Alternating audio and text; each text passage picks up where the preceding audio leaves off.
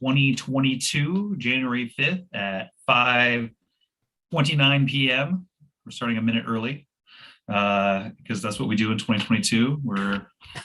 Is it a minute early and a day late? Is that the anyways?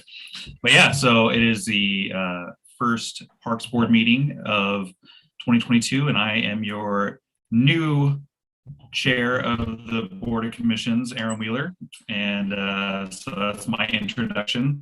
And so first, I'd like to go around and everyone to introduce themselves. So Sarah, the previous president, the best president or chair that we've ever had, if you can introduce yourself, and then we'll continue around the room. Thanks, Sarah, and Happy New Year, everyone. My name is Sarah Daniels, and I am the recently retired chair of the Parks Board, Recreation, Entertainment Extravaganza, Elite, wonderful people. Happy New Year, Sarah Daniels.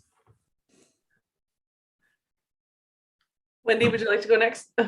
Oh, sure. Yeah, you have to call on me. I'll just let everybody go. I like hearing about everyone else. My name's Wendy Goodwin. I'm Board of Commission, and I'm happy to be here. And I just started, so all of this is new to me, and I'm learning as I go. So I'm probably going to do more listening than involving my speech at this point.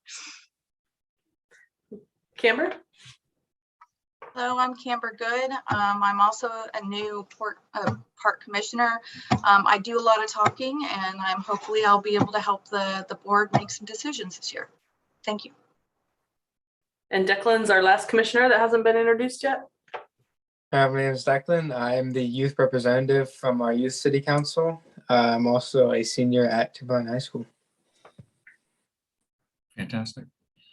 Then we'll do city staff, if that's all right. Commissioner Wheeler? Yeah, please take it away. Okay, I'm Jen Burbage, Director of Parks, Culture, and Recreation for the city. And Sue? I'm Sue Falash. I'm the Recreation Manager for the city. And Roger? I'm Recreation Assistant for the Parks Department. And let's see, we have Jamie listening. I'm not sure if he's able to introduce. I'm Jamie. I'm Parks Maintenance Supervisor. Sorry, I'm at a basketball game. It's okay. Thank you for being here. And we have Sarah.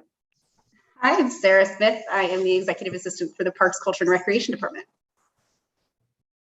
Okay, and we do have a guest, Juliette Vong. She's going to be up soon on our agenda.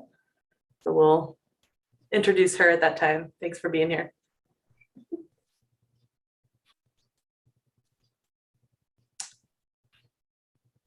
Oh.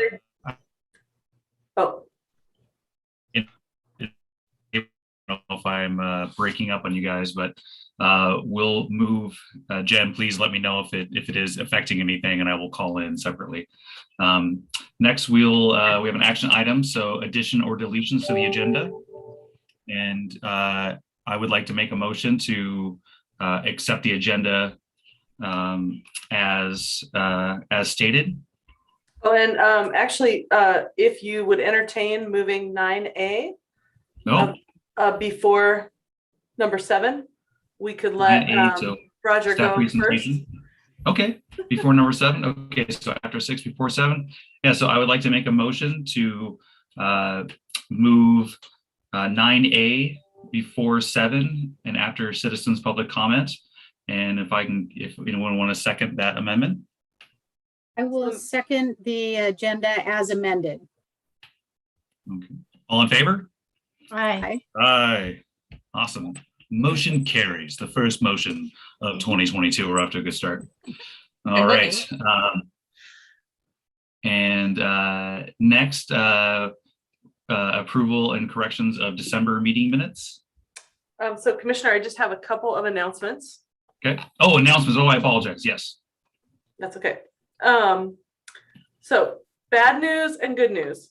Bad news first is that Commissioner Vidalian, so Irwin, has moved out of the city of Lacey and the UGA. And so unfortunately, he will not be able to continue on this board.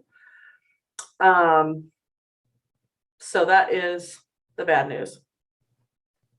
The good news, great news, is Commissioner Daniels agreed to another term. And so hers doesn't expire until March, but she's already committed to continue on this board. So we really appreciate that for consistency. We still Thank will you, need to Sarah. fill the other position.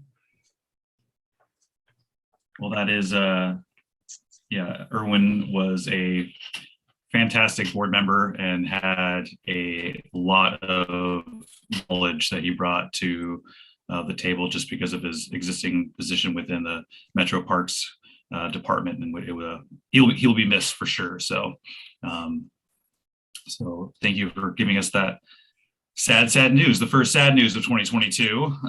We got that out of the way. Let's hope it's we're just all downhill from there.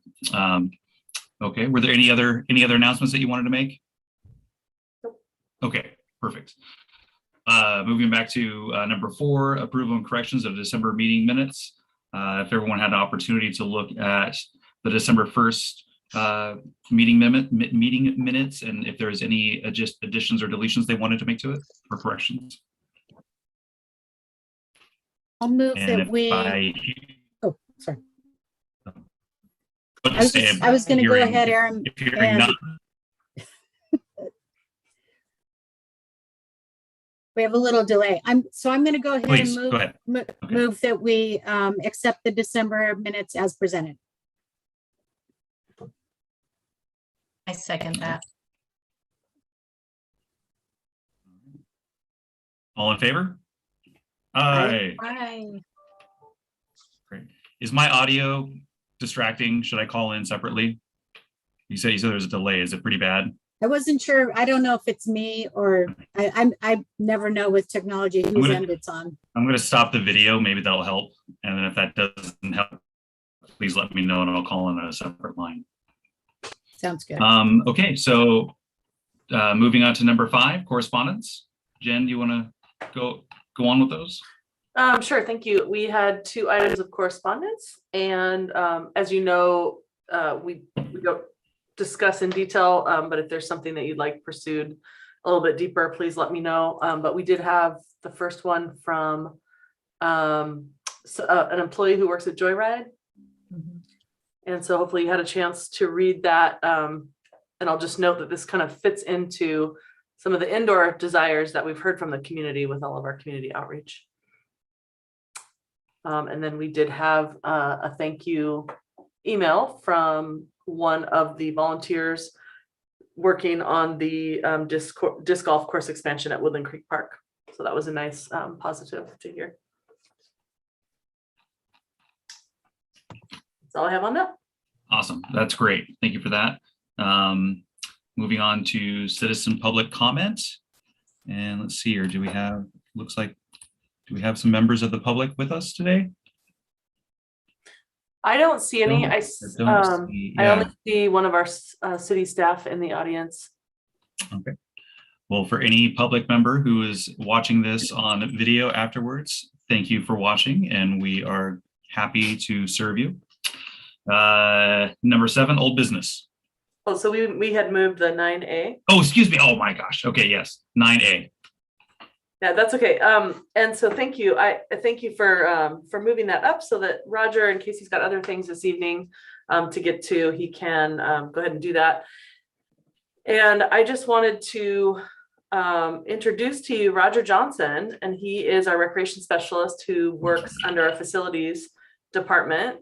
So he works directly for Justin Beard, and he works over at the Lacey Community Center and the Jacob Smith House. He's going to tell you a little more about that. But before he does, I just want to express public appreciation for Roger and the great job that he does. I think he is probably the employee that we get the most positive public comments and appreciations about. So thank you, Roger. And yeah, Sue supervises Roger as well. And I don't know if there's anything that you want to add to that, but. No, Roger has just always been one of those guys that, especially when the pandemic and everything happened, that didn't matter what we asked him. It was, hey, no problem. I'll be there. You know, can you help these other departments? Oh, no problem. Just let me know what you need me to do. Never grumbled, never was negative, was always positive. He's just always been a tremendous asset to not only the center and the buildings, but I think to our entire department. Yeah, thank you for that, and totally agree with that. And so what we're doing is introducing all of our staff to you all, the park board, and kind of a rotation. And I think I don't know if Roger's been to park board yet. Have you been yet, Roger? No, I haven't. This is my first. All right. Welcome, Roger. Thank you so much. Hi. We're a pretty scary group. I- If it took this long. before No, before I- welcome. Glad to have you. Thank you so much. Before I even speak about myself, I want to thank you all for all that you do for the city and for the community. Anyways, like you heard, my name is Roger Johnson. I help manage the day-to-day operations at the Lacey Community Center and Jacob Smith House. I've been doing that for now 20 years, going on 20 years. In March will be my 20th year. I started out my career at St. Martin's University, actually, doing the same thing I do here, just for the Worthington Conference Center and Pavilion. So it's been an awesome journey for me professionally. As far as my personal life, I've been a resident for the city of Lacey for about a little over 20 years. I raised two boys here, and both graduated from Timberline High School. After graduation, my eldest went off to college, and my youngest is still living with me, wreaking havoc and eating all the food. So if you have any advice for me with that, I'll certainly appreciate it. But other than that, if you guys ever need a facility, I'm your man. Come out and see me, and we'll get that going. Awesome. Thank you, Roger. It's really nice to meet you. Thank you. Thank you, Roger. Thank you, Roger, for all you're doing. Appreciate it. Go Blazers. All right. Thanks, Roger. And feel free to drop off if you got other things to do, and appreciate you taking a moment. So. Great. Well, thank you for that. And so now moving on to 7A of old business. With the presentation from Juliet. Yes, we're happy to have Juliet back with us tonight for Greg Cuyo Park and Greenways Master Plan with a final plan recommendation and document review. As promised, we had included the rough order of magnitude cost estimate in there in the link that we provided to you. And tonight we're looking for a recommendation to council. So you can actually take that action tonight to recommend this master plan. And then it would go on to council for their January 13th work session, which is next Thursday for review, and then on to February 3rd city council meeting for final review and adoption. So I wanted to let you know, and I'm sure Juliet will probably highlight this as well, but we are still making minor changes, but not major content changes. And so just full disclosure on that, but it doesn't change all the public work that we've done and the whole process and the work that's been done on the plan. And as I had shared before, HPB is helping us with an initial little mini phase of providing minimal access. And I'm working on behind the scenes on what it might look like to secure city funding for that as well. And that can be discussed at the council work session as well. So with that, I will turn it over to Juliet. Thanks, everybody. I'll do a little bit more introduction for those of you who are new to the commission. My name is Juliet Vong with HBB Landscape Architecture. We're a landscape architecture firm based in Seattle, but do work all around the Puget Sound region. So we've been helping the city in facilitating and developing this master plan for Greg Cuyo Park. It's been a really fun and fairly long process to get us to this point, and we've had some really great community input. So I'm going to start sharing my screen. And then as a reminder, once I go into that presentation mode on my screen, I don't really get to see any hands raising or if people are chatting things in order to kind of maximize my screen view. So Jen's usually pretty good about jumping in if somebody has a question or a comment. And if not, and you have something, please, by all means, just stop me so that I can address any questions as we go. It is a fairly lengthy presentation. I will go through portions of this fairly quick. The board, at least the previous board, has seen this presentation and variations of it multiple times. It is a complete presentation so that if it is posted, and of course for the new board members, you would have the time to kind of look through it a little bit more detail as well and see some of the more nuances that we maybe don't talk about in at length today. We are going to, as soon as I get to going, we're going to go through a similar process that we have done previously. Of course, we always like to acknowledge, and I do want to take a minute just to highlight for those of you who may not be familiar who Greg Cuyo is. And so we've got a little blurb in here that just recognizes how instrumental Greg Cuyo was in securing these lands and also in his commitment to the city and continued commitment as a member of the community as well. You can always go onto the website. There's a project information. So again, for our newer board members, if you want to look through some of the context and background, it is all posted on the project website. This is where we're at in the world in the project boundary to the north side of I-5. We're right off of Carpenter Road and it kind of bisects our park. Some of the important things to note here with the variations is Greg Cuyo Park and greenways. And so it is our master plan process included the park itself, also Pleasant Glade Park and the adjacent Palm Creek headwaters. There are two protected parcels within kind of the middle of this. We have the approval to be able to cross through them to access Pleasant Glade, but other than that single trail connection, that is a protected kind of designated zone. We went through an extensive set analysis process. This is just the super, super high level. And we have kind of developed through that process the vision and the goals. Essentially, in short, it's to preserve the habitat while providing balancing that habitat value and protection with recreation opportunities. We had an extensive public outreach, 3 virtual meetings, lots of meeting participants, even more responses online, and we reached out to a number of stakeholder organizations, resulting in the programming and the guiding principles that you'll see here today. Open house and survey number 3 really presented what we called the preferred master plan and asked for some feedback and comments on them. The concerns we heard here is very similar to what we've discussed in the past. Homeless encampments, noise pollution from adjacent neighbors, parking in residential streets, things that I think as detailed designs get developed, these will continue to come up as concerns, and final design and the sort of nuance of site location and design features will really help alleviate some of those concerns in a continued public process moving forward.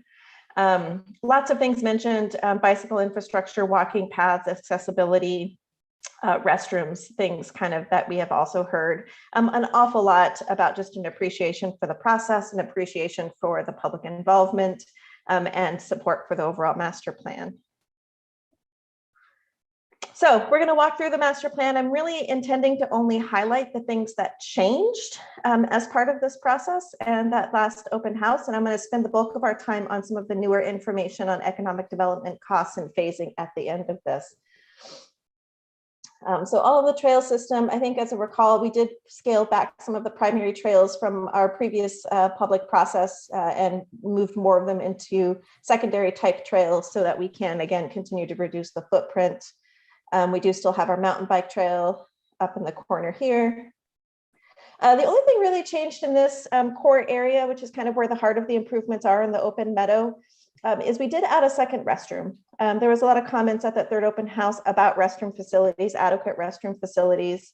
And so really given that all of the disc golf course, the bulk of the trail system, all of the dog park are quite a ways away from where the other restroom facility sits, we did add a second restroom into the project in this location. This is the focus area of the learning center and the community event space. Not really any changes in this area.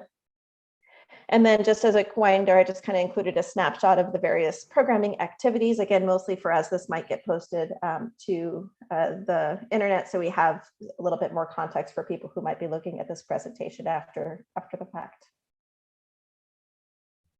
And all the same programming activities still remain in the concept. Any questions? I know I'm super quick in this, but I did want to just take a pause if there was any specific questions or concerns from the board. Okay. I do have in here a detail of the disc golf. There's been a lot of discussion along the way, so I just wanted to highlight that disc golf course. We did modify some of those runs. Again, it is still very conceptual. There's work that goes into really finalizing the start and the stop and the actual routing of a disc golf course, and that's usually done in close collaboration with the disc golf community. But we did shift everything so that we didn't overlap any trails with start and stops, and tried to, move everything out of the wetlands and buffer areas. This is a new vision for you, a new slide. This is the park's maintenance facility. We were able to get a little bit more detail into the park maintenance facility. So again, this has its own separate entrance. It's across from the main entrance to the park off of Carpenter. And you would come, so maintenance staff would come in and kind of have a ability to secure the site. It is a trail connection, uses that same at-grade crossing, and then this is where it would proceed to the rest of the trail system. Once you move into the maintenance facility, this is the diagram of the full build out with potential phasing shown in here.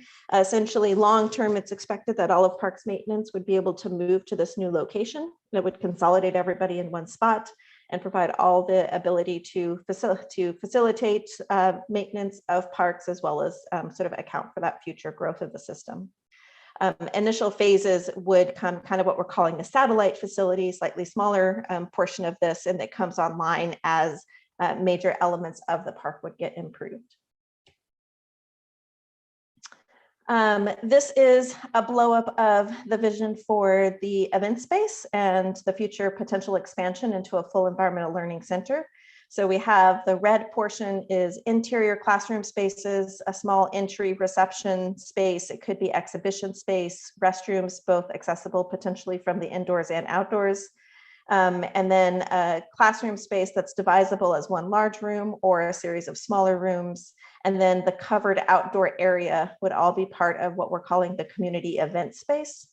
The expansion is essentially then a mirror of that facility. So it doubles the capacity of the center as a whole. It also allows a bit more of a public facing room and a bit more of a private facing room for schools, classrooms, other types of things that might happen as a more fully curated learning center.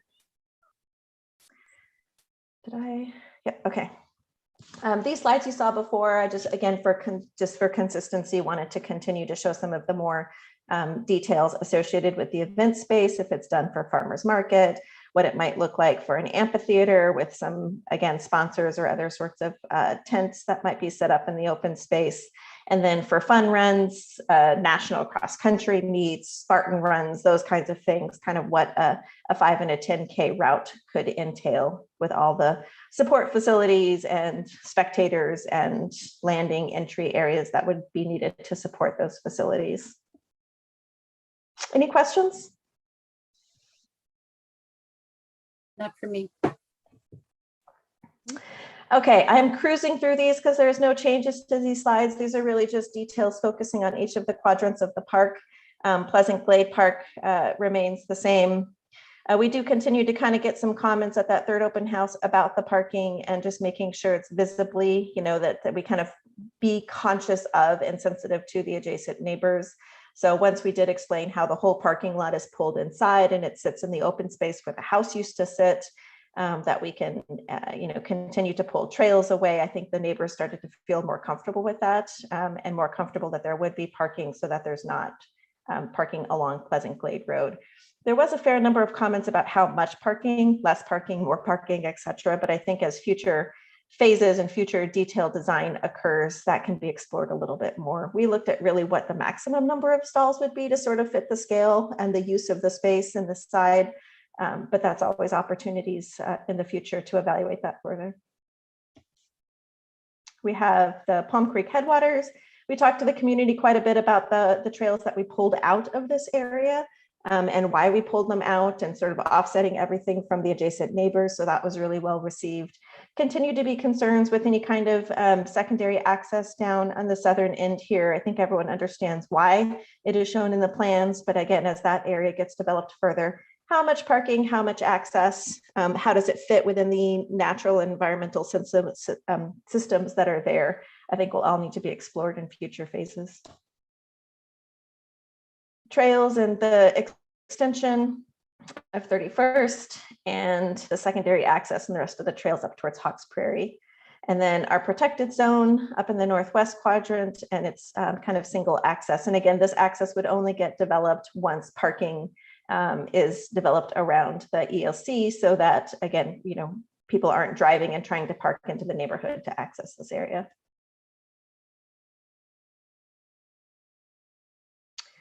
Phasing, we did talk a little bit about at the last meeting that we had. We had identified the initial improvements as this area in yellow. Of course, again, we're back into the core zone. So focusing on the trail system, at least half of the parking, the open space, and kind of getting accessible trails and some loop trails within there.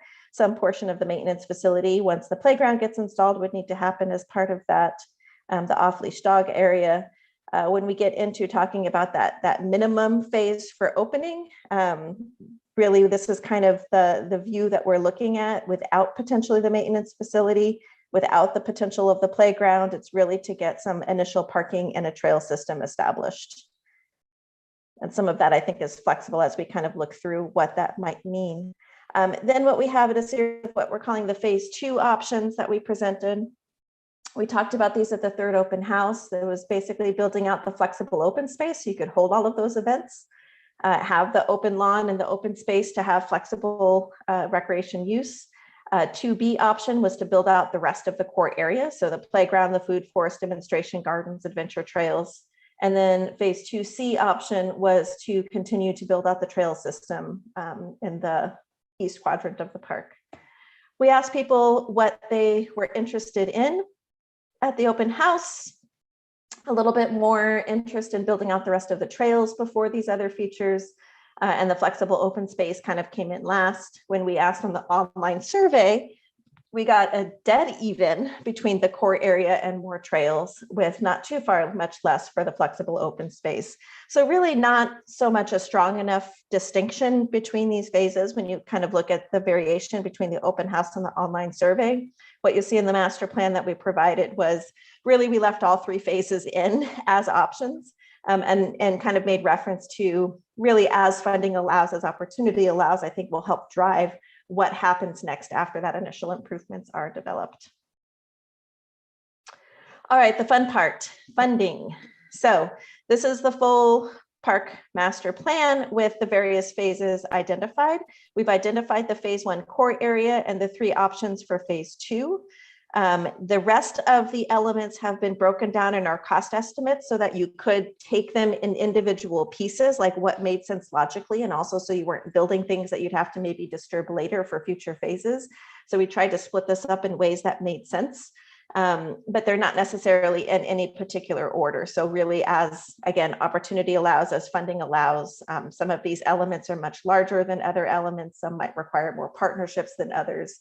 So we're not trying to designate an order or priority for these remaining phases, but we have the phase 1A minimum improvements, trying to craft something that would really fit within a more immediate budget that could allow the park to be open to the public, and then building out the remainder of that phase 1 as a secondary phase, and then moving into the phase 2 options.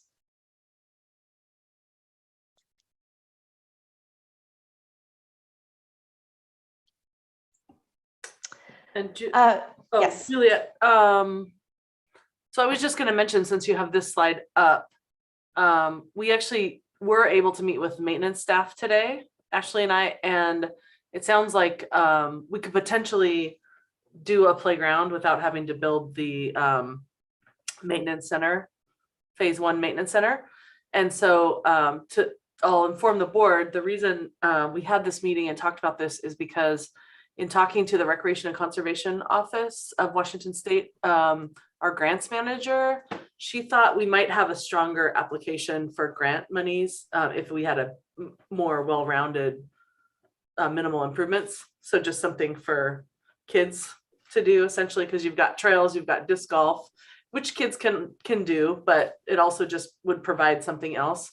Like Juliet said, that phase 1A, I mean, that is not set in stone at this point. There might just be some flexibility there. But I thought I would just mention that since the board would probably want to hear about that minimal improvement stage. So that was good news. Yep, so it might make the cost go up some, but we were even talking about ways to do a smaller portion of the playground for, again, just to get everything open and fit a little bit more within the budget of what we can get some grant funding for. And then again, we can always expand that. And so if you look at the master plan for that area, we kind of always barely see it in here, but there's 3 pink bubbles intended to be the full play area, but done intentionally so that you could build out a smaller portion of it and still expand on it in future phases. So always trying to kind of think about how things can get sliced and diced to be most effective.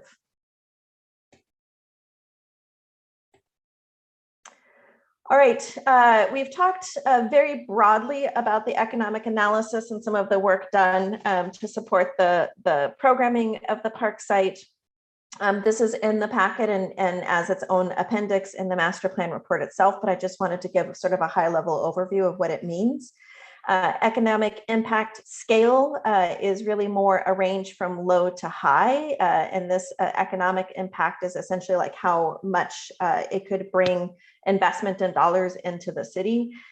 Some of the key elements of this is, of course, if you're getting, it needs to be people from outside of the city spending money in the city, or it's not really having the same economic impact as people who already live here and already spend money here, continuing to spend money here, for example. And so some of the elements between the low to the high impact really relate to the magnitude of who is coming to participate, mixing of residents and non-residents, the size and scale of the facility for the number of people who might be participating. And so really the questions they asked over here are what new revenues would be associated, what funding opportunities are there? And then we weren't looking only at economic impact, but also cost recovery. So what are the construction costs and what are the operating costs? And those all went into the factor of the economic analysis.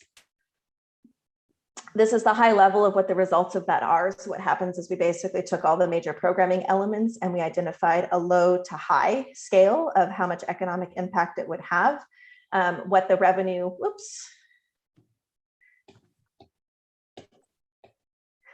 the revenue stream would come from as a potential, what funding opportunities there might be, and just some other kinds of costs associated with it.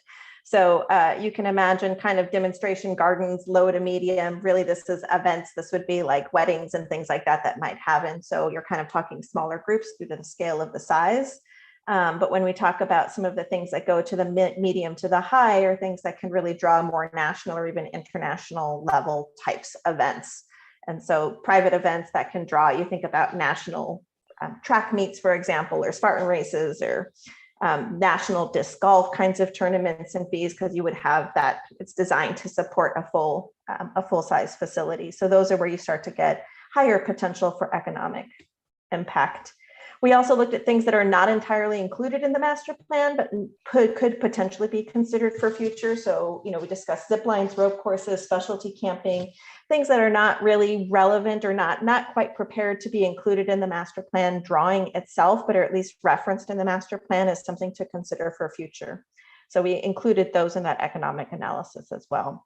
When you get into the details of the report, there's also a little bit more on cost recovery and how much you might need to charge for a wedding in order to make it cost recovery at 100% by a certain time frame. And so all of that was developed in collaboration with city staff.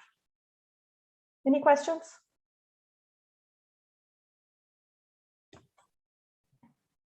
The other elements that are in the report itself that we didn't really talk about are permitting. This is a draft. There is a couple of things in here that our permitting specialists are taking a little closer look at in terms of timelines and some of the triggers associated with it. So it's kind of more for reference as, again, as future things get built, how you slice and dice things, keeping in mind those permitting triggers and parameters. So that's why we include this in the report.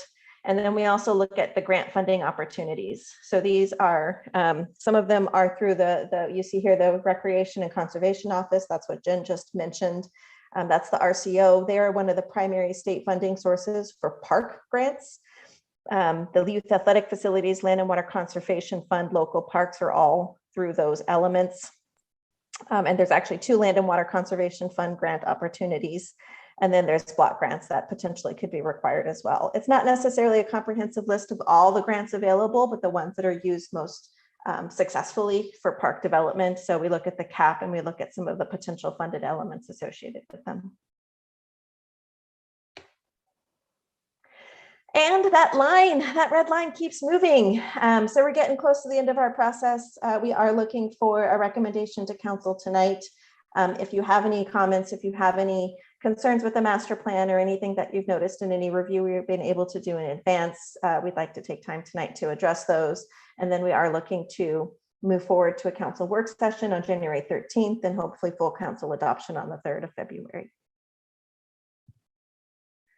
I'm going to move out of my presentation mode so I can actually see everybody.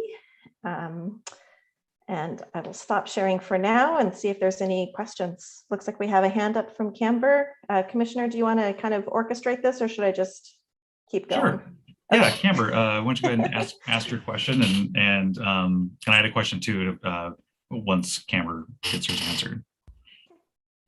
Yes, actually, it's kind of in reference to mentioning, like last month, you mentioned about the interlocal kind of agreement, Jennifer, with Tumwater and I believe Olympia, and like some additional funding outside the grant, and that you had said that previously the council had declined from, getting involved with that. Is that something that also could be considered of, readdressing to them as far as moving forward with this plan, to kind of get more funding for this project? So maybe more can be achieved. You were looking at the different options and where to start. So, that would definitely allow for additional funding, but it's not mentioned in this. And if they're going to be going to work discussing, it might be a good time to see if we can incorporate that, would be my suggestion. Okay. Yeah, so I think we had that discussion around the aquatics theme, right? But you're just saying in general, maybe apply that same concept to park development. And yeah, so that's a great suggestion. I will say, and maybe I mentioned this before, there was a big push to do a regional park district way back. I don't even know how many years ago. It might have been like 18 years ago now. And it wasn't something that ever moved forward. And so now the cities have their own park districts and boundaries. It's always a good idea to collaborate when we can. I'm not sure if this is something that the council would want to collaborate on, because all the jurisdictions have their own park systems. And so, it could be felt that if we ask the other jurisdictions for funding for this, they might want funding for other park projects that they're doing, which may not necessarily be a bad thing, but I guess all that to say, traditionally, that hasn't been something in park development. But again, to your point, it's never a bad idea to pursue collaboration. And so I appreciate the recommendation. Just to add to that quickly, one of the things that was discussed early in this, as part of just this process in general, we're reviewing these plans with lots of organizations and agencies, particularly because it is the water rights protection zone and all the water quality and habitat enhancements with the creek. Those are some of the areas, the restoration efforts, creek friendly, salmon friendly kind of restoration efforts. Those are ones where you do often see a bit more collaboration between agencies, because again, you're looking on a watershed basis and watersheds don't care about city boundaries. That's probably the more likely solutions and avenues where you might get some additional funding, likely less so for the recreational elements, for the same reasons Jen was mentioning. We don't preclude it. The master plan actually talks about partnerships. It's not in the table because there's no way to quantify or define dollars associated with those partnerships, but we do reference it in the implementation section of the report itself, that to look for opportunities for those partners. And that's both public and private. Yeah, and I was going to say, yes, yeah. I was talking specifically about the other jurisdictions, but to your point, Juliet, there is a lot of partnerships with, different agencies. The Thurston County Conservation District are very interested in partnering on this. Like you said, Juliet, it's not necessarily in that list of funding, but it will help us potentially get things onto this park property that we wouldn't be able to do on our own. And then, like the Black Hills Audubon Society, I'm trying to The recall. disc golf, the disc golf group. South Puget Yep. Sound Disc Golf Association will be hugely instrumental with that disc golf course. So yeah, there are a number of really great partnerships that have already been set up or can be set up. So that's a really good point to bring up. And yeah, because together we can do more, right, for this park property. So. Thank you, Amber. And I just had a brief question. When looking at the cost breakdown of the phases, I was really just curious, what is it about the trail systems that make it seem so much more expensive than, I mean, I thought like facilities and parking and like building the structures would be the most expensive part, but it seemed like each phase of the trails seemed to have a very large dollar figure built to that. So what's driving that? Restoration along the areas is driving it. The difficulty of just accessing some of the areas and the slope and the topography. When we're doing our cost estimates at a very high level master plan, we don't really take into account the potential of the Conservation Corps coming in with their specialized little equipment and being able to build some of these trails. We sort of assume typical public bid, prevailing wage. You have to, remove some of the duff layer. You got to haul it away. We keep our estimates much more on that high side.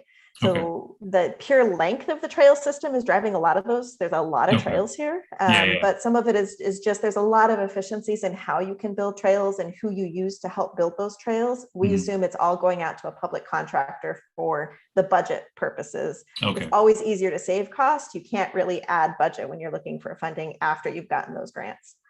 So you're not just assuming we're going to get a couple of Boy Scout troops out there just kind of hacking away at it. Which works for some of the trails. Yeah, right. Yeah, but we don't want to say Boy Scouts are doing all these trails and then fall short, of a few $1 million in trail costs. Okay, thank you for that explanation. And if there's no other questions from the board, we can move on to the next phase. Or was there a final piece to your presentation, Juliet, that you were going to have? No, I think we're looking for an actual recommendation, which would be, Jen can kind of guide this part of it, but a more formal approval of this to move forward to the council. Okay. I'll go ahead and move that we recommend to City Council the Greg Cuyo Parks and Greenways Master Plan update as presented. Does that work? Yes. Okay. I'll second that. And all in favor? Aye. Aye. Aye. Motion Passes. Juliet, you have our blessing. Thank you so much, Thank you very Juliet, for much. all your work on this project. Thank you very much. We are moving forward to council. I think Jen did mention the only real changes in the plan itself are, if you noticed in your version, there were some gray boxes. We filled in the rest of the photos. We filled in the rest of the maps and labels, but that's the only change. The content remained exactly the same. So thank you very much for all your participation. It's been a lot of fun. Thanks again. Thank you, Juliet. Your presentation has been wonderful. Thank you. Have a good night. You Take too. care. Thank you. Thank you so much, Juliet. Yeah, this is a huge heavy lift. And I will let you know for the council packets that we're preparing, which will go out this Friday, we're actually going to be posting the draft plan onto the project website that the public has been used to looking at. And so once that goes out to council, then we can push that out to the public as well to go view the draft plan. So that will be easy for everybody to find it. So thank you, Juliet. And if Ashley's still here, I'll throw out a thank you to her as well for all of her hard work. Definitely. So Have a good night. You too. Thank you, Juliet. Thank you, Juliet. Okay. Well, that's a big piece off the table. I mean, that's been, I know a few of you are fairly new, but that's I mean, what, 4 years that 4 or 5 years that we've been at least like having that as a discussion, like as a potential. So this is a big feather in our cap, guys. I'm really proud of well, we did nothing but listen. So I'm really proud of Jen for making all this move forward with I think will be a something that I know I will be talking about to my grandchildren as we walk through the park of just this whole process, and they'll probably get sick of hearing grandpa talk about how he, at that point I'll say like, I built this park and it'll be great. But I mean, it's a legacy that we're leaving to many future generations. And I've never seen a park project like this in any municipality. I mean, for 400 plus acres of park, that's amazing. So I'm super stoked. But yeah, so taking that up, down to I guess a little bit of a down and COVID-19 updates. So what's our roadmap to recovery? Well, and I actually don't even have anything to report on this. Oh, okay. We're just still status quo. So we've been keeping this on the agenda just because things have been changing so much, and just so that we have a chance to update if we have one, but really nothing. I mean, you all probably know cases are on the rise. So do you see a potential of there being an any change to how city looks at the way that we will do public functions? Well, the one thing we're still waiting for is, and I think I mentioned this, it was either the last meeting or the one before, we're still waiting to find out if vaccinations will be mandatory for city employees. That's not something that we've done yet. We were waiting for L&I on that and still are. So, and then we're going to talk a little bit down under new business with the park board meetings. We'll be talking a little bit about moving forward. Okay. So I'll wait for that. Okay. Roadmap to recovery, TBD. All right, C, Lacey Cares Outreach Program.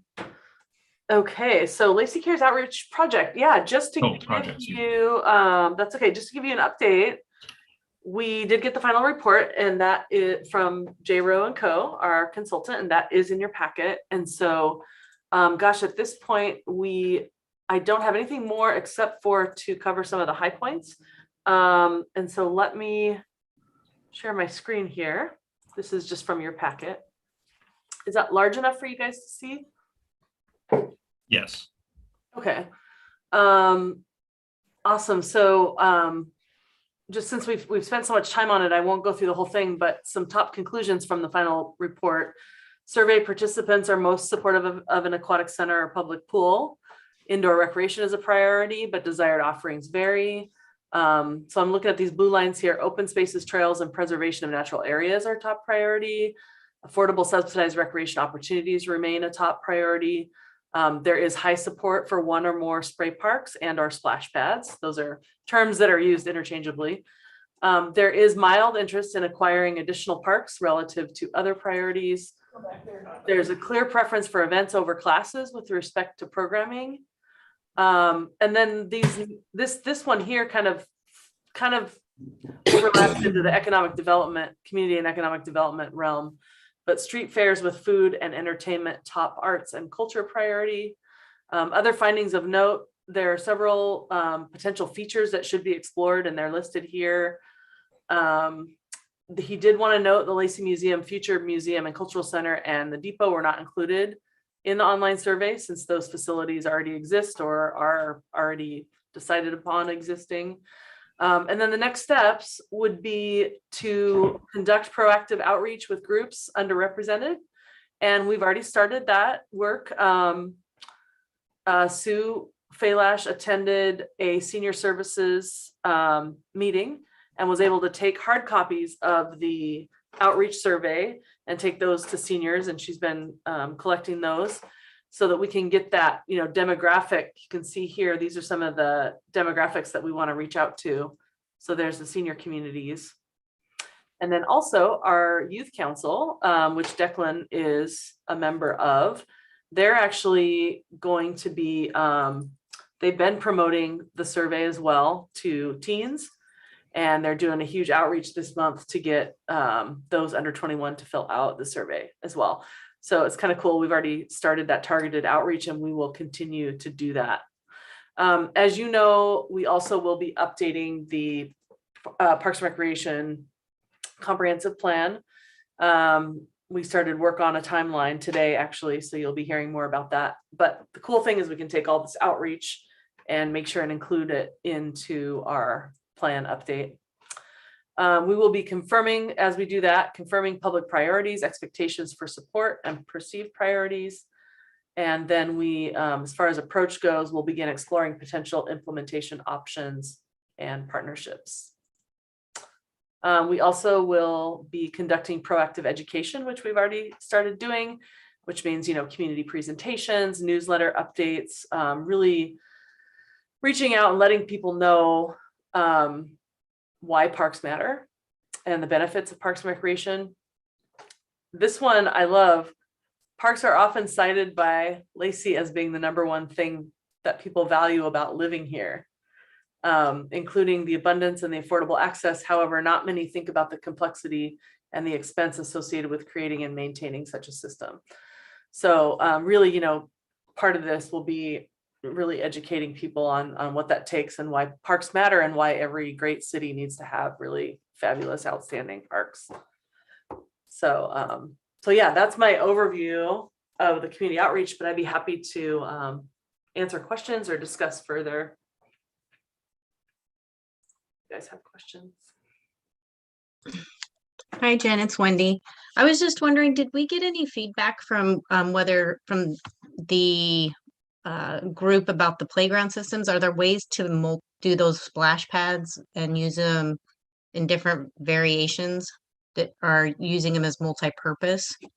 I think you said on our last meeting that you were going to look into seeing if there was ways to use some of the park features as a splash pad slash we can use it for as a playground in the summer, Not just during the winter. or Yeah. during the winter. Yeah. No, thank you for the reminder. I have not. Okay. But I do have, actually, I can send that email off tonight. I do have a company I can check in with on that. Northwest Playgrounds, they're pretty responsive. So Okay. thank you for reminding me that. Yeah. Well, I was just thinking of the Rockefeller Center, like when Camber was there in New York, I was kind of excited for this meeting because they use their hockey rink or their skating rink, ice rink, and then they use it as a food area during so Camber was kind of the one who reminded me. It kind of popped back in. Just the using some of our spaces for multi-purpose, just instead of just one.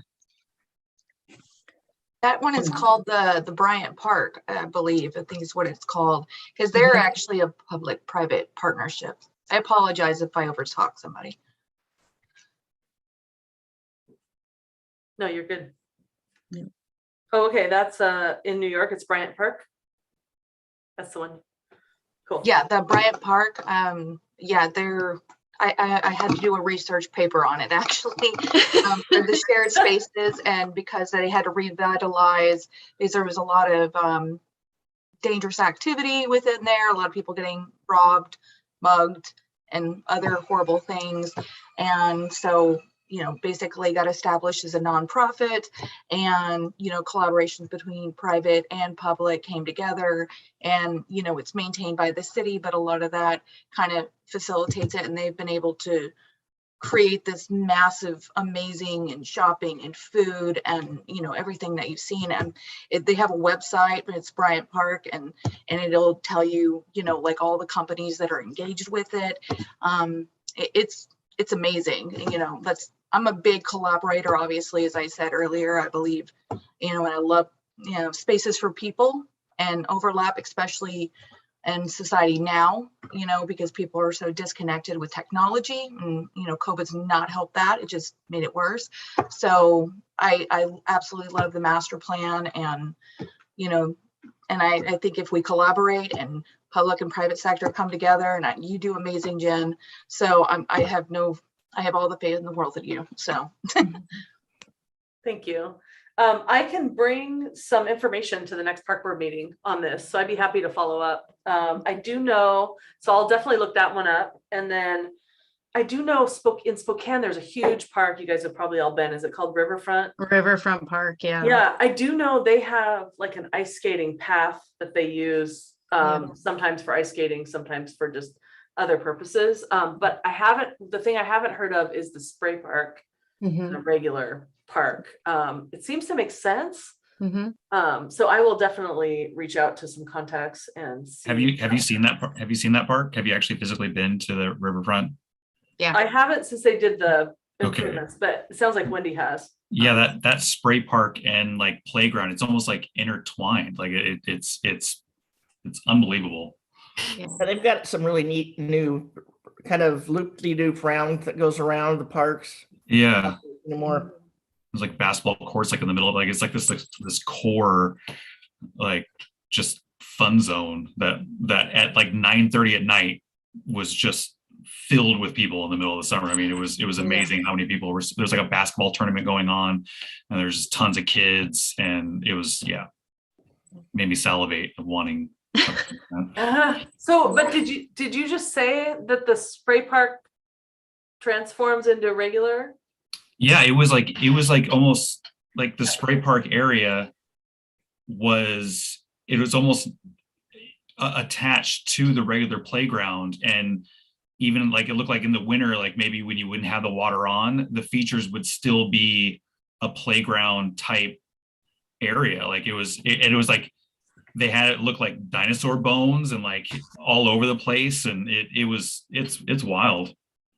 Cool. Okay. Yeah, I definitely know who I can reach out to for that one. So Yeah, I was just thinking it'd be nice to have something that we can build that is going to be, you can use it all year long. We have, there's a lot of stuff that we have here that when the winter comes, it's like you can't go out because it's just so cold. And then in the summer, you don't use it because I would just like to have things that have a longer span of life for us to enjoy throughout the year. So I like that idea of looking at those kind of options.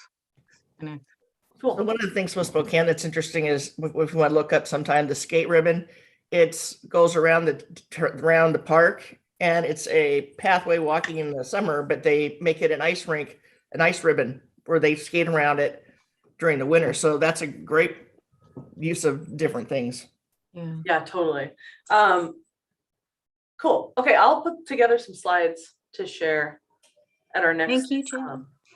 Yeah, thanks for the reminder. Yeah, thank you. Yeah, I'm just really excited about something like that. It would be fun to have something a little different and something that's ours that maybe we can do some fun stuff with. Any other questions about the community outreach project? All right. Well, hearing none, we will move on to number 8, new business. Looks like we have a new beverage contract that we have the actionable item on. Yes, and I'm gonna let Sue cover this one since she did it. As you know, we do put the beverage contract out for the concessions at Rainier Vista as well as Regional Athletic Complex, both of the concession stands. So concessionaires are pretty much on a contract with the beverage companies. We have utilized Pepsi or L&E bottling since we opened up. Largely because until this year, Coca-Cola, other than the very first year we opened, Coca-Cola has never responded to any of our RFPs. Over the course of this last year, we've made some connections with Coca-Cola on some other ideas, and they stepped up to the table and put in a offer for the RFP for the concessions.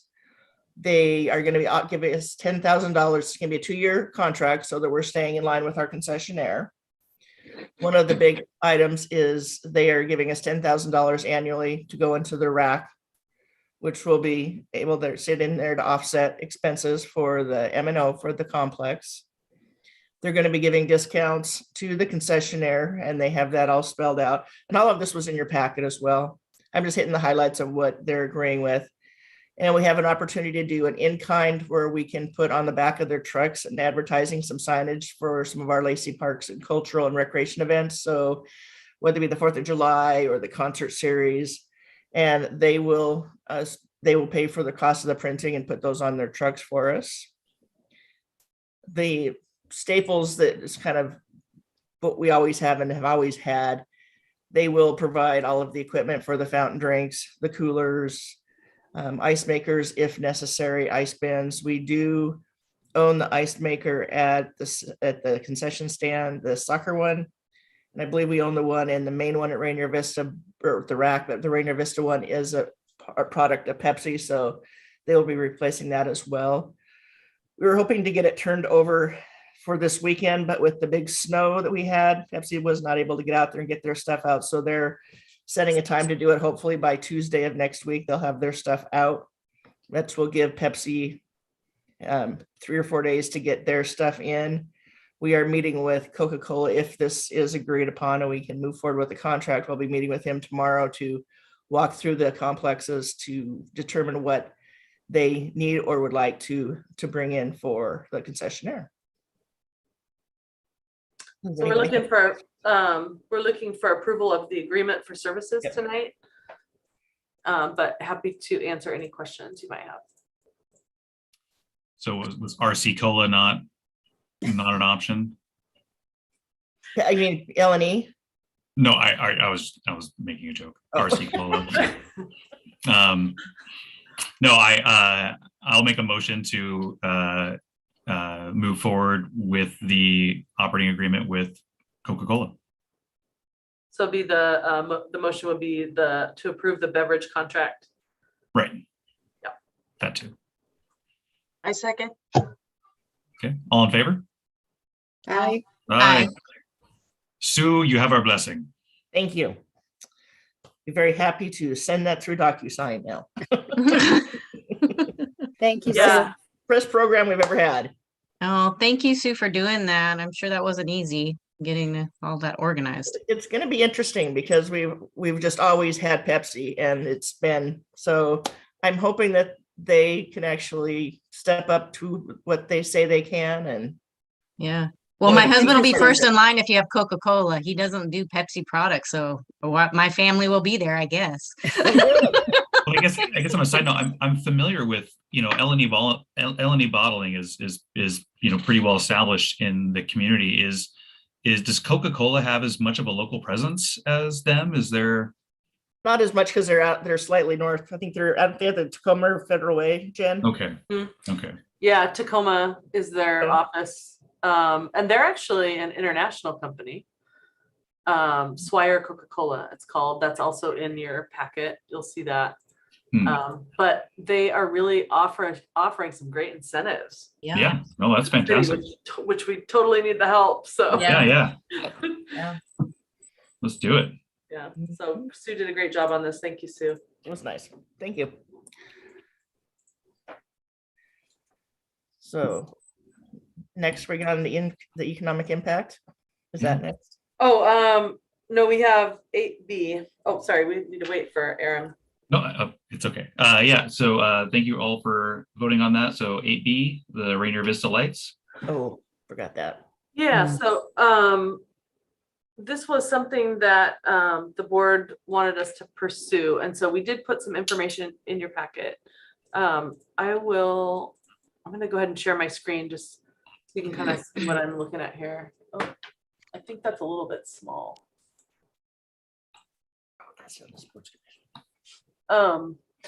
So we met, myself and our park maintenance supervisor, who's on this call as well, Jamie. We met with 2 of our community resource officers in the police department. And we talked through some positives and some challenges with regard to leaving the gates open and lighting up the skate park in the evening. As you know, as the board knows, the park closes when it's dark. So our hours fluctuate, right? So it would be like right now, it's dark out at 4:30. So it would be a matter of leaving the park gates open and having people skating. So the positives is that, obviously it's great to get community input, which we did from these community members, and we can use this feedback as an example of how we take in information and process that. We did recently, we were just talking about our community outreach project, which will help inform our comprehensive plan update. And, this is a good opportunity to discuss how we can bring these suggestions into the plan. One of the things that we found a direct correlation with is that with that community outreach, we found that indoor amenities was a key takeaway. People really want the indoor opportunities. And so we thought that overall, this was a better way to address skate availability issue, the skate availability challenge, than putting lights at the skate park, the current skate park, and leaving the gate open after operating hours. And we did note too in the conversation that California, the example that was given was in California, which is a significantly different as far as weather patterns go. As you know, and you can look outside right now at this time of year, it's kind of nasty. So a question came up about how much use it would actually get in the winter months. So some of the challenges is that currently this park location is one of the most challenging for police in our whole park system due to some of the activities that occur there. And having the gates open after dark and lights to attract others in would be extremely difficult for the police to manage because it would invite a lot of other activity to happen. So we already deal with issues with vandalism, people driving on the grass, et cetera, at this park location. So from the police standpoint, they thought that it would actually get worse. We talked about how the concept could work better at a facility that, let's just say there's a gate and when you unlock that gate, all that's there is a skate park. That's the only thing there, versus like Rainier Vista, where it's a very large park space. And so that was a consideration. And then, we currently struggle with getting patrons to leave the park. This was the one that most immediately came to my mind when we started talking about this, because I'll often get the calls from the security company, or I used to anyway, before park maintenance took over that contract, but hey, we're really struggling to get some people out of the park to prevent, overnight use, which is a violation of the current park rules, particularly during the summer. And then just the cost of, the capital improvements that would be needed, of having those lights on longer actually creates more cost. And then also the cost of staffing and the impact to the police would be probably preventative for this to happen. So lights that we talked about too, it wouldn't work just to light the skate park, but we'd have to put lights in the entire parking lot and many other areas of the park, because if not, you could kind of imagine you'd be inviting people into a hazard situation because you're inviting people in, but then they're free to go anywhere in the park, but it's like super dark everywhere else. So it just didn't seem to match up. The other consideration were the neighbors having issues with extra lighting and noise, which they currently do have as it sits right now. So that was our overview. And again, we kind of came back to this statement here under the positives is that, maybe indoor amenities should be explored. And we did get one of our correspondents from the Joyride employees as well in your packet, talking about indoor desires for, recreational activities. So Jen? Yes. First of all, thank you so much for taking the step to meet with, the folks who would know, what kinds of concerns would need to be addressed or what kinds of considerations we would have to think about. Do we have, or do you have an opportunity to provide this specific of feedback to the folks who reached out to us, and to let them know that pursuing something indoors is more practical and, likely to be considered moving forward, just to at least, give them an idea of why we would not likely pursue anything outdoors. It totally makes sense. Yes, thank you for that. I thought they might be here tonight because we had shared with them that we would be talking about it, but I don't see them. So yes, I do have their contact information. So I'll circle back. Thank you. Thank you. All right, thank you, Jen. Yep. Yeah, it's definitely something that, understandably it is desired, but just scope of rules, weather, and everything else, it would be great. I mean, would there ever be, is there even an area that could work as a singular skateboard park, BMX park? I mean, I've seen a lot of them that don't even actually have a gate. Where they're just kind of along either a trail or just in a small pocket, because there's various sizes of skate parks. So yes, I have seen that before. Yeah. I mean, I just didn't know if there was a site that could be mitigated in Lacey for that would be even feasible. I'm trying to. Yeah, what springs to my mind is that, have you been to the interurban trail in like that goes through Tukwila up in King County? I think there's a I've few not. skate parks. I think there's a few skate parks off of that trail. It's Okay. been a long time, but I used to bike that trail Okay. when I lived in King County, and yeah, it seems like there were, skate parks No. and opportunities. Jen, I think Aaron was asking if we have any Yeah, parks here in that Lacey. might be suitable. Oh, right. Yeah, I'd have to give that some consideration. Sure. Yeah. I think there are definitely opportunities. It's just a matter of prioritizing, right? With all the other feedback. Of course. Okay. Well, thank you for that. And all right. So next up, we have the Park Board City Council Joint Work Session agenda. Yeah. So typically like to show this before the work session. So the next time you all will be together will be with City Council on February 10th. And so kind of following the format from last year. And this, of course, this will need to be updated to 6:00 p.m. Council has now changed their work session and council meeting times. So basically, welcome. I would start off a presentation, then hand it off to Sarah Daniels, who was a former chair, to talk about the accomplishments from last year. And then she would then hand it off to Commissioner Wheeler for the 2022 work plan. So essentially, for the new commissioners, for the benefit of them, one of the main reasons that the City Council wants to get together is to see the Park Board's work plan and hear from, how the past year went. So we would present that. Council actually makes a motion to approve all of that stuff. So it's kind of cool.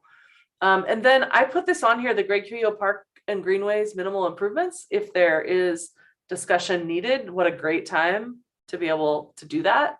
By this point, if everything goes on schedule, they will have reviewed it on the 13th, approved the plan on the 3rd, and then we could start looking at, funding for getting people out there. And then we typically do an economic impact report from the RAC, and it's usually either from Sue or someone from the VCB. Last year, Sue did it. The year before, the VCB did. So if there's somebody we wanted to invite, then we would need to put that invitation out sooner than later. So I'm just looking for comments, ideas. No formal action needed right now. That looks pretty straightforward. And I think your office has already sent us a draft for me and Aram, I think. So we did, yes. And I know that the board in the past anyway has wanted to take a look, like just a quick look. And I think I have that here. I do.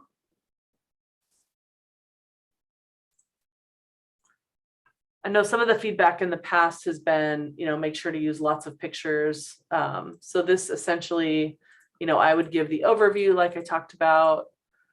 And so this is all part of, so we tried to get lots of pictures of really happy people. This is really cool. We're going to play the poem that Kwame Alexander wrote, getting feedback nationwide about parks and recreation stories from people. It's so cool. I can't wait for you guys to hear it. And then we go into, like I said, the accomplishments. That's Sarah Daniels' portion. And then we go into the work plan, which would be Aram.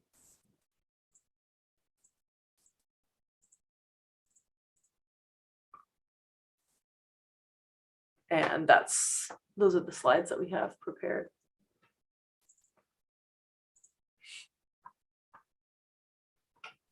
nice. They look nice.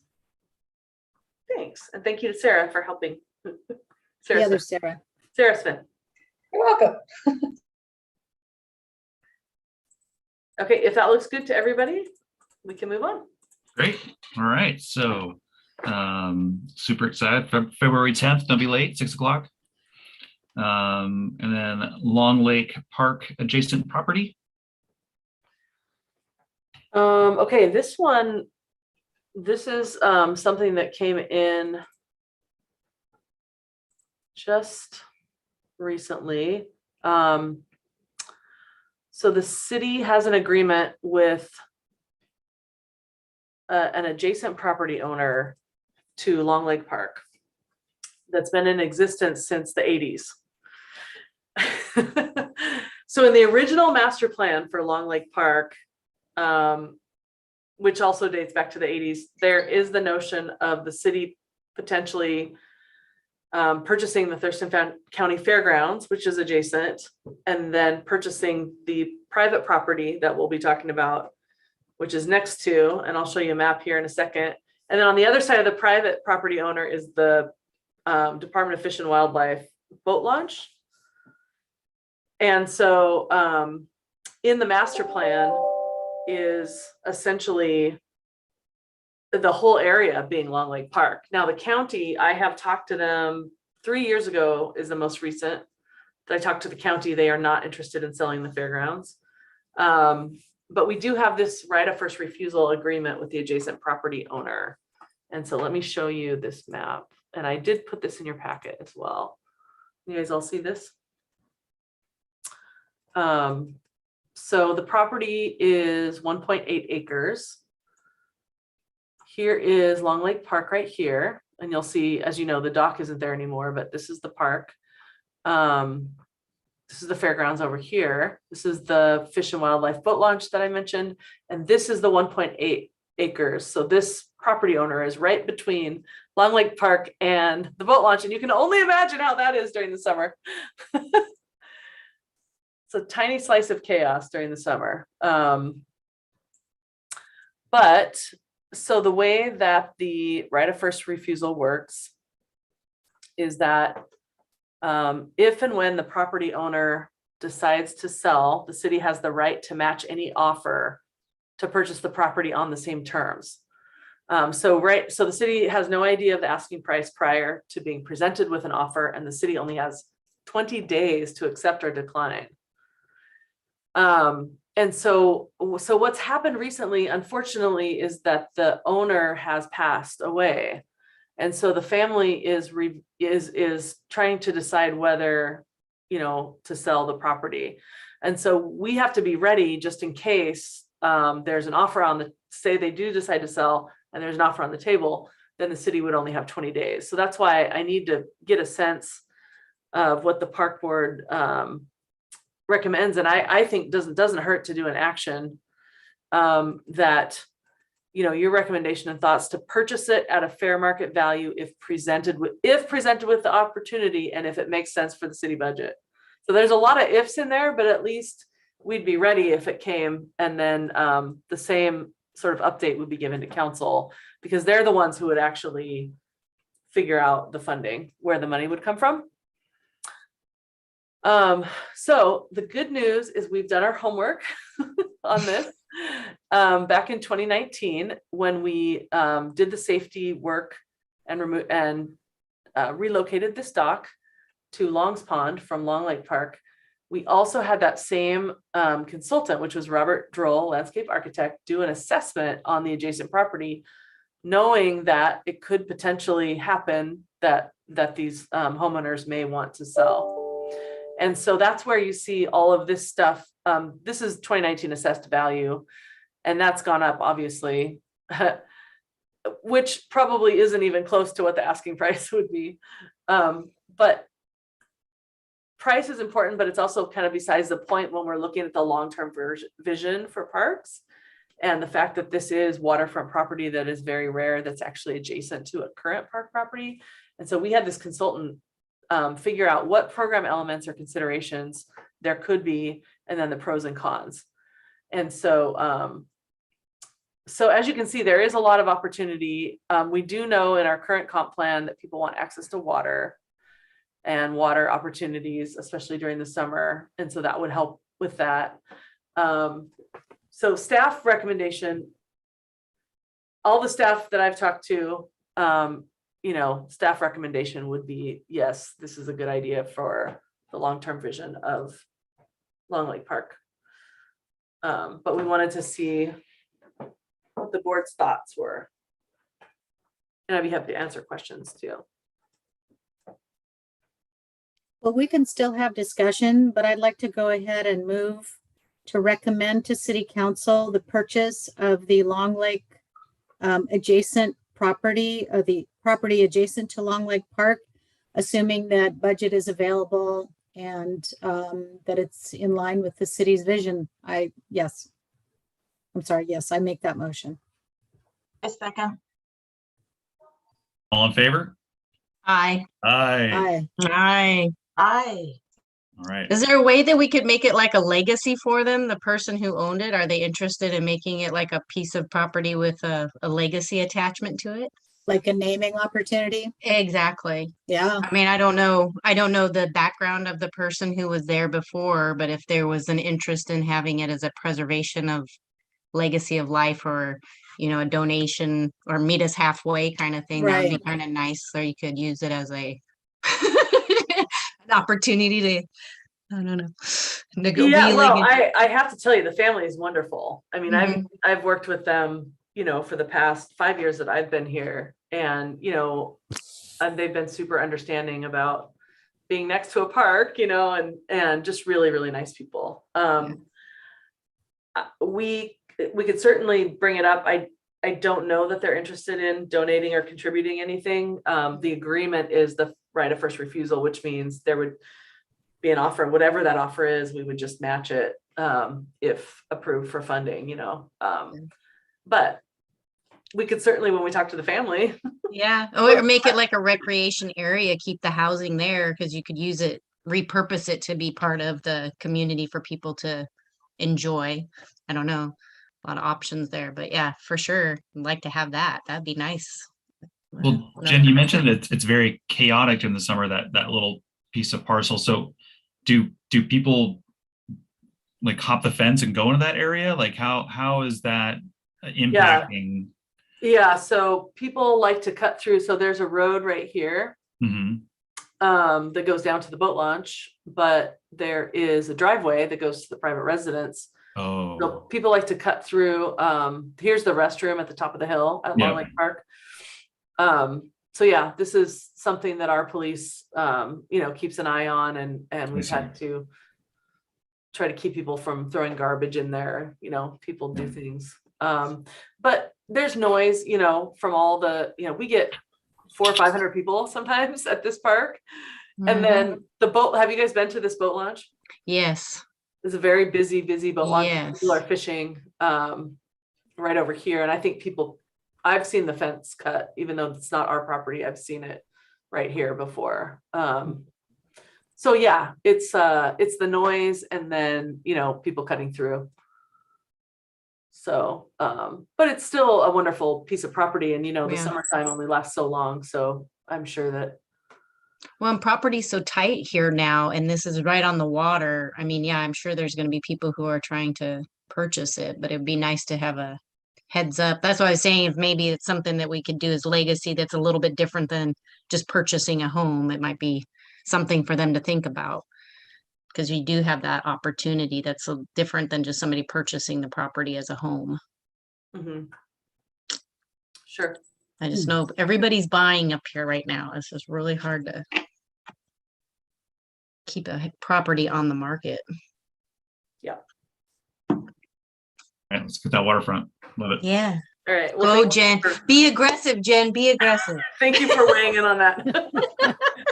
It's a great opportunity. Well, like I said, there's no room for negotiation with the agreement as it sits.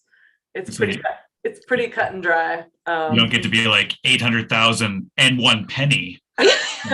Well, no, it's the exact offer. So if there was an offer on the table that said it's this price plus you replace the roof or something, then that's what we'd have to do. So yeah. But whatever it is, it's what the market will bear, and makes it worthwhile to the city. Mm-hmm. So the price is the price. as Yeah. long as there's budget to be found. Yep. Absolutely. Well, great. All right. Well, TBD on that. Yep, I'll keep you posted. So next up, Park Board meeting changes. Yeah, so in your packet, we put the, sorry, it's not funny. It just, the changes. So City Council was planning to do a hybrid for tomorrow night for their meeting. So we put that press release so you all could discuss what your thoughts were about moving to a hybrid for Park Board. But then, now that the cases are rising so high, the council has decided not to have a hybrid and have any in-person right now. And so what, kind of what the Thurston County Health Department is recommending is that we get hybrid options in place and so that we're ready, but for now, don't go that route, just because of the case rise right now. So was planning to have a discussion with you all about, if we'd move to hybrid and maybe get an action from you, but I don't think it's the right time. So maybe I should have modified the meeting agenda, but So we'll just say we're no action, I guess. sticking to city council's, whatever they're adopting is, we want to be in line with what the city's recommending. That's a really good stance. Any other thoughts besides that, guys or gals? Safety first. Okay. I think so. We don't need an actual item on that at this point. I mean, if you wanted to honor the agenda, you could make an action on it, I suppose. Okay. I will make a motion to mirror city council's recommendations for hybrid in-person meetings. A second. All in favor? Aye. Aye. Aye. Done. Okay, and so then what, so I will make sure and be committed to communicating with you should that change. So if you're mirroring, then we'll just make that change when they are. And then as far as, once that time comes, as far as Park Board members being in person versus hybrid, so the way that the room would be set up is that you would have the option to do either. So there's a big screen and we can allow a certain number of people into the council chambers, which is where you have your meetings typically. But for the public or the board, you have that option. So I will be there and we'll get trained on how to use that equipment. So Jen, as we approach some kind of hybrid model, do we want to talk about possibly like rotating? I'm imagining it might be interesting to, have some in-person presence and that you don't want to be the only one sitting in the room. I'm just thinking if we divided it up and, just sort of swapped months or what, I don't know, whatever, it'd be kind of nice to go and have a, whatever, if it's, socially distant, safe, whatever is, agreed as safe at the time. Anyway, just thinking it through. yeah, I mean, that's up to you all. Like we said, safety's first and everybody has their own True. feelings about it. Sure. Good point. So, Well, and with the Okay. hybrid, it's you can if you want and you don't have to. So it's not like we can only have half the board there at one point. Like it's if everyone felt comfortable, we could all be there, correct? we could, yeah. The only difficulty is you have to wear a mask. So it's a little harder to communicate, Right. Good But- point. but it can be done. I've, when we moved to hybrid just for a quick minute. I think it was during the summer, was it, Sue? Yeah, and so we were trying to attend meetings, but it was like everybody had a mask on, but you kind of get used to it, but so there's It's an that as well. adjustment. It's an adjustment, yeah. Well, we'll cross that bridge, I guess, when we get to it. Okay. Just think about it. Sure. All right. Well, thank you. So 8F 2022 Park Board Commissioner Directory. Yes, and so Sarah Smith had put this together and updated it, and now we need to update it again. So. Hey. So we will do that. We'll need to do a vacancy where Irwin is. And then the other thing that we will do, they all say city right now. If you look at your packet, we'll all just share. We need to designate which members are in the city boundary and which are UGA. So when Sarah updates this, it'll say that Gary Larson and Camber Good are UG, it'll say UGA right here. And then it'll say city if you live in the city boundary. So that's something that'll be updated. That'll be coming your way. Okay. I just noticed my work phone number's changed, so I'll email Sarah. Yes, please. And yeah, director's report. We already did 9A, so 9B is Sue, 9B. Sports Commission. Do you want to share that, or do you want me to share it, Jan? Sure, I can. I have it right here. One of the things that we've been working on, or Sean's been working on, we started a couple years ago, is trying to get better at getting our numbers and getting some of the economic impacts for the regional athletic complex. So we've been working with the Olympia and Beyond, who they've got a economic calculator. We are missing a couple. I did realize the tournament that we ran, we forgot to give them the stats for us. So I sent them over today. So we will get updated one of these. Plus, we have not got all of our December tournaments in here yet. But this is kind of a snapshot of last year. So with their calculations, they're estimating we're bringing in around $5 million, a little over $5 million in economic impact for our tournaments. And these are just the softball tournaments. These don't even comprise of the soccer side. So if you're looking at that and all of the different tournaments, they're a little different breed to try to get some of these numbers from, because they're not so confined. They're pretty much spread out more than the softball is. So our goal, for one of the goals we have for Sean for next year, is to get more of the soccer side as well, so we can get a better idea. But I would predict it was probably be about half of this, if not a third to a half of that. So looking at this just being the softball complex, I think coming out of the second year of COVID, we didn't do too bad. Yeah. So Sue, the tournament you're talking about is the one the first weekend of July then? that we Yeah, don't and have I just noticed because that's not on there. And we had 19 teams and almost all of them were out of the area. So once we get that, I'll be interested to see how much that tournament really brings into us for the direct impact, just for that tournament. Because that's one that we run historically. We won't be running it this year, but hopefully we're going to try to bid on it again this spring, and hopefully we'll have it for the following year. Sue, any chance you can just give us a new slide next month? Yeah. I mean, just an As we update. get everything, we'll update it. We'll make sure Yeah, we get it to you. Be curious. Cool. Me too. Yeah, and actually that's one of the things on the joint work session agenda. Yeah. So if we can get it, that would be great to share with council, I think, too, park board and. Yeah, and I'm going to try to make sure that Sean, if he hasn't given them to her, I think there's 3 weeks in December that he hasn't given them.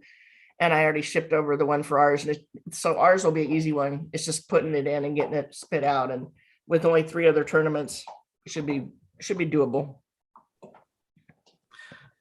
Cool. Yes. So one of the things that Sue and staff have been great about is requiring zip codes from the tournament directors of their players. And so that's how we know if they're outside of a 50-mile radius, and then there's assumptions made on whether they're staying overnight, et cetera.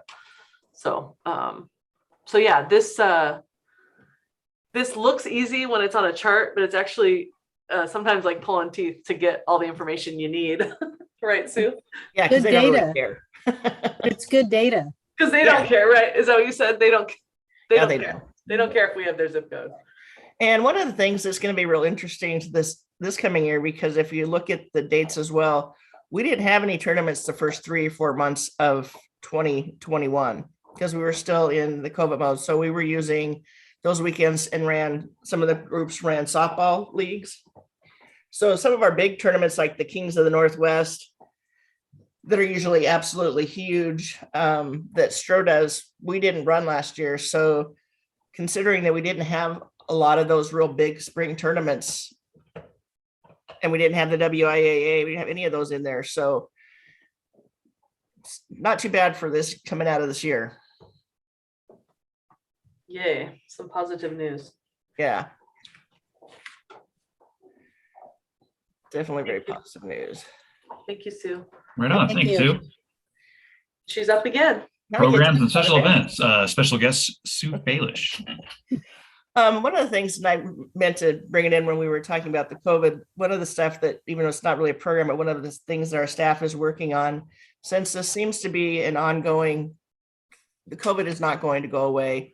And a lot of what has come out has pretty much stayed very consistent. So we're working on them. We've got a couple of them that are working on new safety plans for indoor facility programs. When we'll have one for outdoor facilities and for outdoor programs, and then one for our indoor facilities, such as the museum, community center, Jacob Smith House. So we could have some pretty general, there's not a whole lot of differences. There is some, so we'll have some standard generalized safety plans with caveats at the end if there's anything specific to any specific sport that we needed to add. But instead of having to keep doing these over and over and over again, we were trying to find a method to get through hopefully the next, 6 months with something that's pretty standard to what it is and have minimal changes instead of redoing them every other week like we had to last year, it seems like. So that's going to be real helpful, I believe. Program wise, we had a great, I don't know if any of you were at the Christmas parade, the lighted parade, whatever it's called. Yeah, that was It great. was a lot of fun. It was great. And it didn't really even rain. So that was wonderful having to be standing out there. It was great, very successful. People seemed to love it. We Work are on going that to countdown. yeah, it was fun. We are going to be holding the cultural celebration. It'll be March 12th. It is going to be a hybrid. It'll be in person and or using some of the same platforms as they did last year for those that want to stay remote. I've also set up a situation where they're going to be live streaming all of the entertainment. So if you're at home or whatever, you'll be able to watch a live stream of any of the performers that are happening as they're happening. Youth basketball is getting ready to wrap up. So we have 2 more weeks. We had a couple little glitches with COVID, but all in all, I think what we decided to do and how we handled it went very well, and everything is turning out to be still very successful. Swim lessons, once again, are full, waitlist, not enough staff, and they're very eager and hopefully to get some more on and do some hiring and training because there's obviously a huge need in the community. So that's been going well. Fields are not open yet. They open up March, but we're getting them all. A lot of the allocations for the youth groups that are coming in are getting their schedules in. So Sean and Desiree will be doing a lot of the allocations for the school district and the city fields coming up here in the next probably month and a half. And as some of you may or may not know, we're kind of doing some backfilling per se. We've got a couple people that'll be out on maternity leave this spring. So we're going to be very short staffed. So everybody's going to have to work together and collaborate and help each other out a little bit more than normal because they'll be out during the exact same time. Exciting for them. Stressful for some of us, but exciting for them. So we'll have a couple new additions to the families. So it's pretty exciting. Great. Thanks, Sue. And I have a question for you. So I was approached by a local aerial circus troupe that was wanting to see, they have an outdoor aerial rig and they wanted to see how they can get on the summer, Hunter Park program as being entertainment. So I don't know, like how do we, if I have some, what's that? Send them to Jeanette. Jeanette, okay. Jeanette Sealer, or if anything, just direct them to our office and we can get them directed to Jeanette, but Jeanette Sealer would be who they would want to connect up with. Okay. And then do we pay a flat fee for that or is it negotiable per artist? Or is it, It varies by artist. Varies by artist. Okay. Perfect. I will direct them then. Yeah, that'd be great. That'd be kind of interesting. They're all amazing. It's a great show. Maybe that would be a good one for the depot. Oh yeah, Something Yeah, you're different. So yeah, that's pretty much where we are. We're just getting ready to get rid of the snow and get back to work. fantastic. Well, Thanks, thank you, Sue. Yep. Thanks, Sue. Aram, I don't have anything else until just miscellaneous. If Jamie is still, oh, it doesn't look like he may have had to drop off. I usually like to see if our park maintenance supervisor has anything. I know what he would say is that they were busy plowing. And we had to keep the park gates locked, unfortunately, a lot of the time, just because the parking lots are so bad. And then people get in accidents and it just creates more work. So what we've been doing the last couple times we've had a snow event is just parks are open for walk-in. We know it's somewhat inconvenient, but people are still able to use the parks for sledding and playing in the snow. They just have to walk. So They also actually ran their softball tournament last weekend. oh, okay. So they're not afraid to play at the rack, even in the snow. Snow, rain, sun, either way. So there you go. It was the Frosty Balls tournament. Kids. Youth. Well, great. Back to you. All right. So no D, no E, no F, no G, and H. Miscellaneous. Go. Oh, I just did that one. Oh, that was. Oh, okay. All right. So okay. Then commissioners report. So is there anything that any commissioner would like to share? Nothing for me this month. Okay. I don't have anything. Okay. Nothing from Camber. Declan, nothing? All right. I got nothing also. So So just quickly, Declan, I don't want to put you on the spot and you don't even need to speak right now, but at some point I would be interested in knowing a little about the, the group you're serving on and if you're reporting back and how that's going or, just anything, an update. No pressure. Okay, yeah, I could definitely put something together for next month, but right now Cool. I can't make up anything up from my No. mind. No. I'm just interested. So. Okay, definitely, I can definitely put something together. Cool. Thank you. thanks, Declan. All right. Any committee reports? Park Foundation? Nothing from them. All right. And then our favorite, 13, adjourned. So first one off the books is a long one. And thank you everyone for being here, but really rewarding. I thought I was really excited to see some fruition of going to the next phase, and we get to vote on something for Greg Cuyo Park, and that's a big step. So I can't. A milestone. Thank you. Right. Yeah. So super excited about that, Jen. You must be extremely proud. So none of this would have been possible without you. So thank you. Thank you. I am very excited. It is a very long-term plan, but it's exciting to set that vision with you all. And yeah, baby steps to get it going, get people out there. That's the first thing. So yeah, I'm excited. Thank you. Yep. And you guys, I promise we try to keep the meetings to an hour. So once we get to our March meeting, we're gonna do that. So we did have some heavy lifts happening. Hey, we're civil servants. We do this. We don't do this to check a box. We're here to make a difference. So, and I'm really proud to be part of, a board with everyone here. You guys are great comments. Obviously, care about your community, about where you live. So I couldn't be more proud to be with you. Thank you. Well, and thank you too, Aram. I appreciate you being back at the helm and look forward to this year with your leadership. Thanks. Oh, thanks.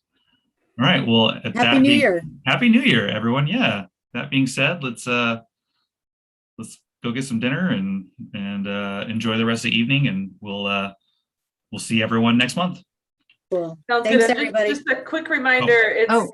we don't have the regular meeting next month. Right, Right. the 10th. 6 o'clock on the 10th. Yes. 6 o'clock on the 10th, and we will send you reminders in the packet and everything. Perfect. Cool. Thanks, you. Jen. Thanks, Thanks, everybody. everyone. Happy New everyone. Year. You